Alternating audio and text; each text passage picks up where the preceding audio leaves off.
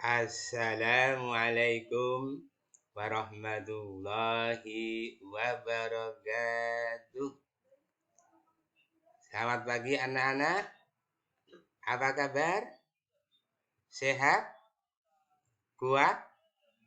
Tetap semangat. Pelajaran pertemuan yang lalu kita sudah menyampaikan tentang bagaimana meringkas dan menyimpulkan berita. Pembelajaran kali ini saya akan menyampaikan tentang menemukan struktur dan kaidah kebahasaan berita.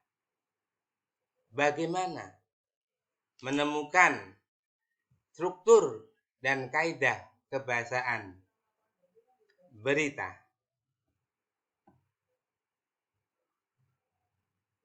Yang perlu kita bahas kali ini setidaknya ada dua, yaitu tentang struktur teks berita dan kaidah kebahasaan teks berita.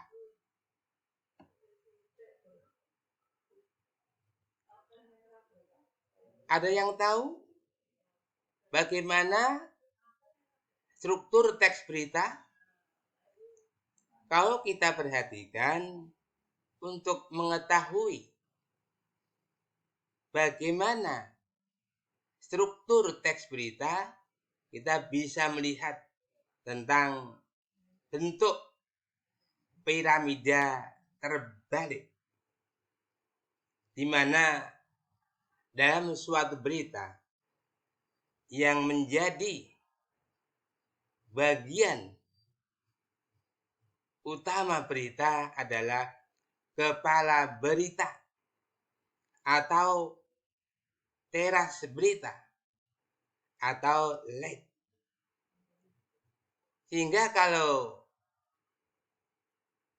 kalian ingin mengetahui tentang berita apa, maka kita bisa melihat kepala beritanya apa, leadnya apa.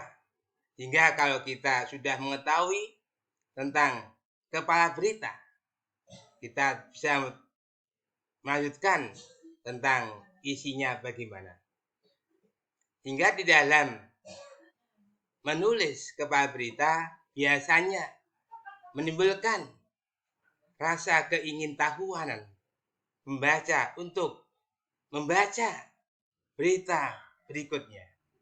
Maka struktur teks berita yang kedua adalah tubuh berita atau body berita, di mana di dalam tubuh berita atau body berita tersebut berisi tentang intisari daripada teks berita yang memuat unsur berita, dimulai dari peristiwa apa yang terjadi, di mana peristiwa terjadi, kapan peristiwa terjadi, siapa yang terlibat dalam berita tersebut, mengapa peristiwa terjadi, dan bagaimana peristiwa itu terjadi. Sehingga dalam tubuh berita atau body ini saling berkaitan satu sama lain.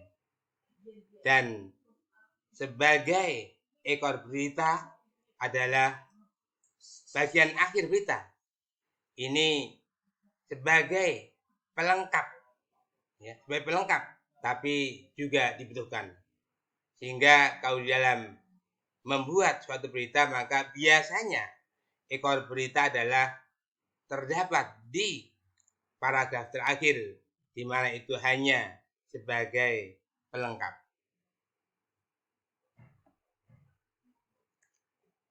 Selanjutnya adalah kaidah kebahasaan teks berita. Apa saja kaidah kebahasaan teks berita? Setidaknya yang perlu kita bicarakan ada 6 poin. Yang pertama dalam kaidah kebahasaan teks berita adalah tentang bahasa baku. Hingga ketika kita ingin menulis suatu berita adalah benar-benar menggunakan bahasa baku. Bahasa baku adalah bahasa yang penulisannya mengikuti yaitu pola kaidah bahasa Indonesia yang baik dan benar, dan sifatnya adalah formal, resmi. Kemudian yang kedua adalah dalam berita biasanya adalah menggunakan kalimat langsung.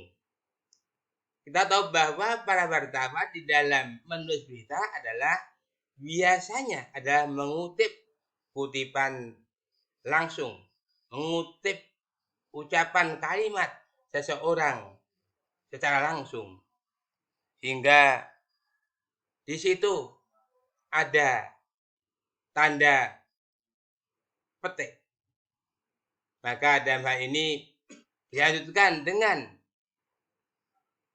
kata hubung yaitu bahwa, hingga dalam mengutip kalimat langsung maka perlu menggunakan kutipan langsung tanda petik ini.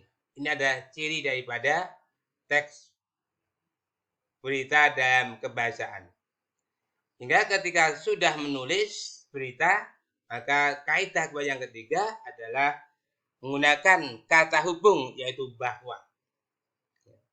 Bahwa ini sangat kita temukan banyak sekali ketika seorang wartawan mengutip yaitu kalimat langsung, dijadikan kalimat tidak langsung. Kemudian yang keempat adalah menggunakan konjungsi temporal atau penjumlahan. Dalam hal ini adalah sering kita jumpai konjungsi temporal, yaitu ketika, pada waktu, sesudah, sebelum, tatkala. Hingga di sini adalah kata yang sering muncul dalam kebahasaan teks berita. Kemudian yang kelima adalah menggunakan kata kerja mental. Artinya kita menggunakan kata kerja aktif. Artinya subjeknya melakukan suatu pekerjaan. Mengingatkan, mengatakan, menjelaskan adalah kata kerja mental. Dan yang terakhir adalah fungsi keterangan waktu. Kita tahu bahwa dalam teks kebahasaan berita ini, maka waktu yang sering digunakan adalah ketika, saat, sesudah, sebelum, masa, dan sebagainya. Dengan demikian, manakala kita sudah mengetahui tentang kaidah kebahasaan teks berita, dimulai dari menggunakan tangan baku, menggunakan kalimat langsung, menggunakan konjungsi bahwa, menggunakan konjungsi temporal, menggunakan kata kerja mental, dan memfungsikan keterangan waktu, maka kita diharapkan bisa menggunakan kaidah kebahasaan yang baik dan benar dalam menulis berita. Itulah pembelajaran bahasa Indonesia tentang struktur teks dan kaidah kebahasaan teks berita. Mudah-mudahan kita bisa memahaminya. Sekian, mudah-mudahan bermanfaat. Terima kasih. Wassalamualaikum warahmatullahi wabarakatuh. Sampai jumpa.